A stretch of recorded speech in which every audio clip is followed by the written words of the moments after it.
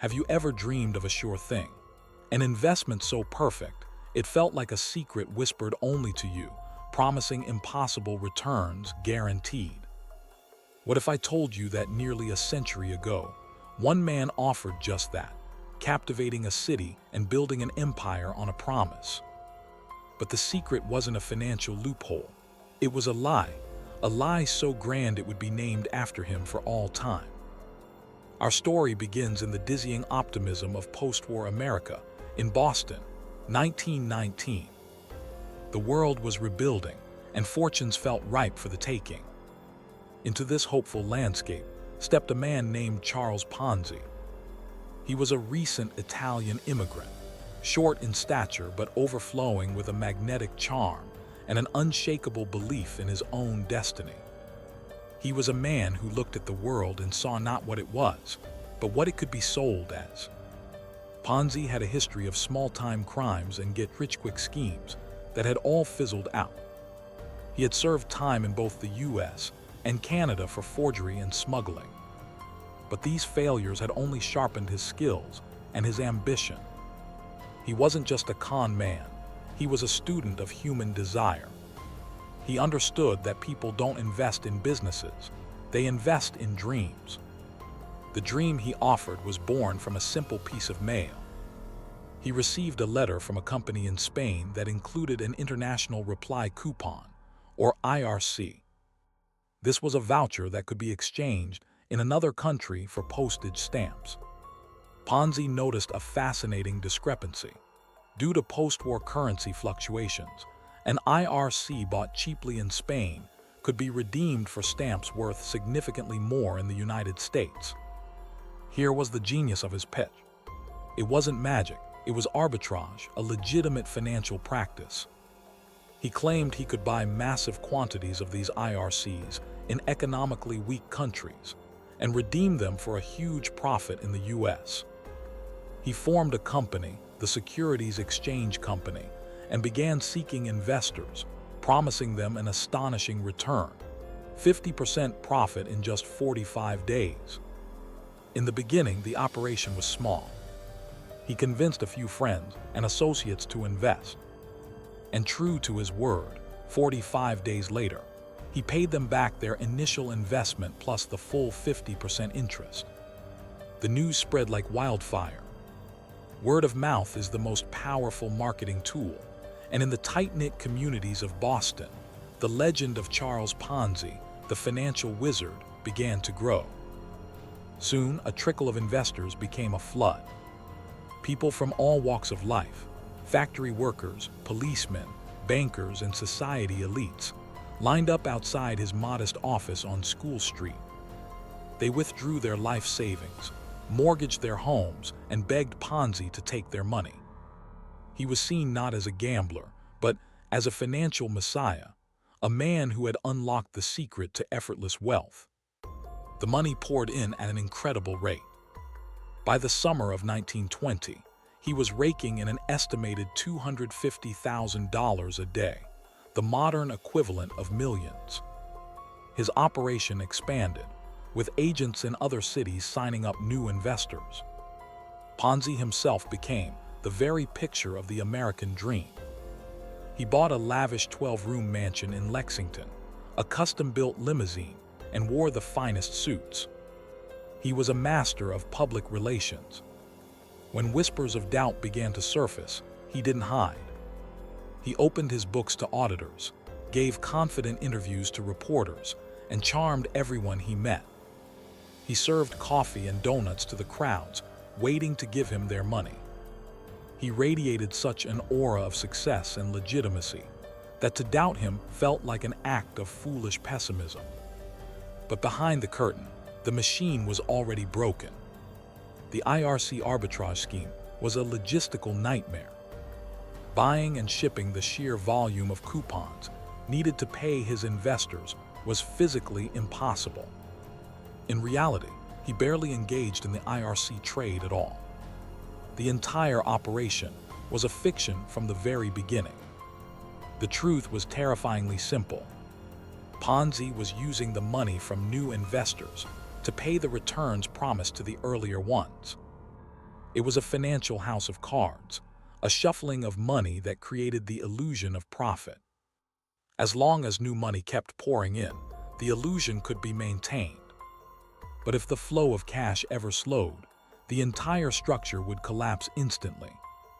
The first serious cracks in his empire came from the press. Clarence Barron, the publisher of the Wall Street Journal and a respected financial analyst, was deeply skeptical. He couldn't make the math work. He commissioned an article that questioned the feasibility of Ponzi's IRC scheme, pointing out that there weren't enough coupons in circulation in the entire world to support his claimed profits. The article, published in the Boston Post, caused the first wave of panic. A crowd of nervous investors descended on Ponzi's office, demanding their money back. In a display of supreme confidence, Ponzi met them at the door. He calmly assured everyone they would be paid and began handing out cash from the stacks in his office. He paid out an estimated $2 million in 3 days. His gamble worked. The panic subsided. He was hailed as a hero who had weathered the storm, a man whose business was so solid he could withstand a run on his company. His investors, their faith restored, celebrated in the streets. Some even tried to reinvest the money they had just withdrawn. Ponzi's performance had been flawless, but it was a costly one. The public spectacle, however, had attracted the wrong kind of attention.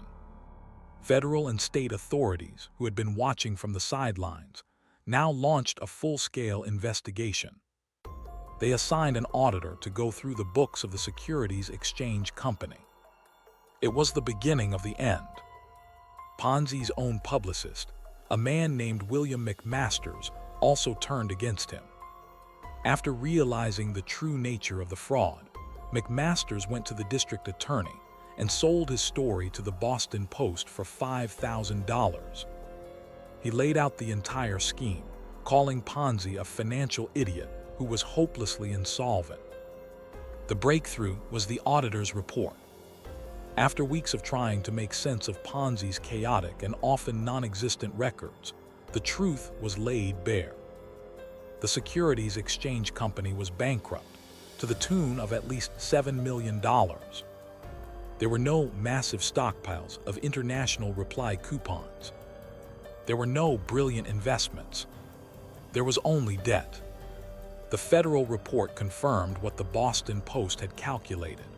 For Ponzi's company to be legitimate, there would need to be approximately 160 million international reply coupons in circulation. The actual number was closer to 27,000. The core of his business was not just a failure, it was a statistical impossibility. On August 12, 1920, the music finally stopped. The federal government froze Ponzi's accounts, and the business collapsed overnight. The smiling crowds of hopeful investors turned into an angry mob of ruined citizens. People who had once called him a genius now called him a thief. The dream was over. Charles Ponzi was arrested and charged with 86 counts of mail fraud. The investigation revealed the staggering scale of the deception. It was estimated that 40,000 people had invested around $15 million, the equivalent of over $200 million today. For most of them, their life savings were gone forever. The ensuing trial was a media circus. Ponzi, ever the showman, acted as his own lawyer. He argued passionately, charmed the jury, and maintained his innocence, claiming he was a legitimate businessman brought down by a jealous establishment. But the numbers didn't lie. The evidence of his insolvency was overwhelming. He was convicted on federal mail fraud charges and sentenced to 5 years in federal prison. The fall was as swift and spectacular as his rise. The man who had owned a mansion and a fleet of cars was now just another inmate, his empire reduced to a prison cell. But his legal troubles were far from over. After serving his federal sentence, he was tried on state charges in Massachusetts, convicted, and sentenced to an additional 7 to 9 years. His life became a blur of courtrooms and prison cells, a far cry from the financial stardom he had so briefly enjoyed. He even managed to escape while out on bail, fleeing to Florida, where he attempted to launch a new scam involving selling underwater land. He was quickly caught, served more time, and was finally released in 1934. But he was not a free man. As an unreformed and unrepentant felon who had never become an American citizen, Charles Ponzi was immediately deported back to Italy. The country he had left with dreams of fame and fortune was now his place of exile. He tried to run other schemes in Europe and even Brazil, but his magic was gone. He spent the last years of his life in poverty and obscurity, working occasionally as a translator. In 1949, he died in a charity hospital in Rio de Janeiro, blind, partially paralyzed, and with barely enough money for his own burial. The man who had controlled millions died, with almost nothing to his name. The immediate aftermath for his victims was devastating. 5 banks collapsed as a direct result of his scheme's failure. Thousands of families lost everything.